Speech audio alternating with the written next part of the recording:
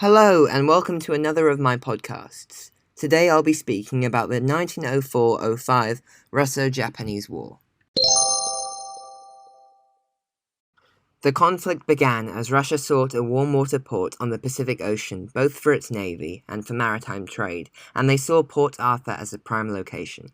However, since the end of the First Sino-Japanese War in 1895, Japan feared that Russia would restrict its plans to create a sphere of influence in Korea and Manchuria. Therefore, Japan tried to make a compromise with Russia, offering to accept Russia's claims to Manchuria if Russia accepted Japan's control over Korea. However, Russia rejected the compromise and chose to invade Korea instead. In response, Japan launched a surprise attack and were able to defeat Russia's naval fleet stationed at Port Arthur. They captured Port Arthur and took Mukden, which is modern-day Shenyang, after a siege which lasted 3 months. As a result, Russia sent its Baltic fleet to Japan. However, it took a long time due to a misfire incident with British fishing vessels, which caused Britain to close the Suez Canal, and the fact that Russian ships had to carry coal to fuel their ships. By the time they finally arrived, they were quickly defeated by the Japanese Navy. An important note is the impact that the Anglo-Japanese alliance had on the outcome of the war.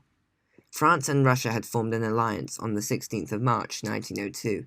However, France was unable to join the Russo-Japanese War to support Russia, as it would mean war with Britain, as the Anglo-Japanese alliance meant that Britain had to support Japan in the event that Japan was fighting more than one power, and France was unwilling to risk war with Britain.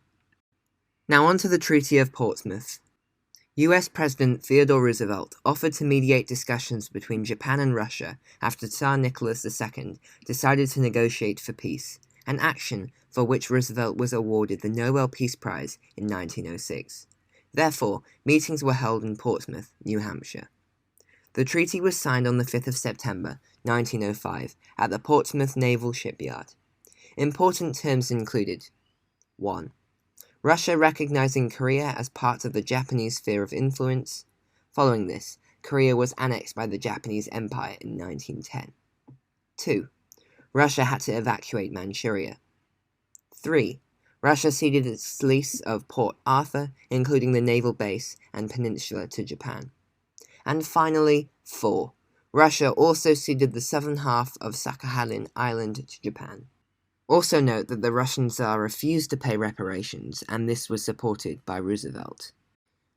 To conclude this episode, I believe that by this point in time, Japan was being recognized as a world power.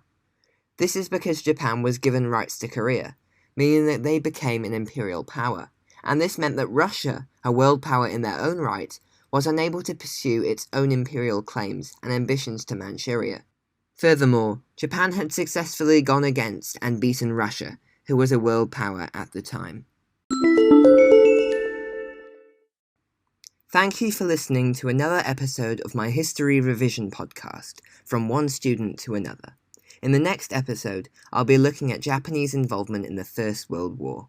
Please subscribe to be notified of future episodes, and check out my website, linked in the description, for more content.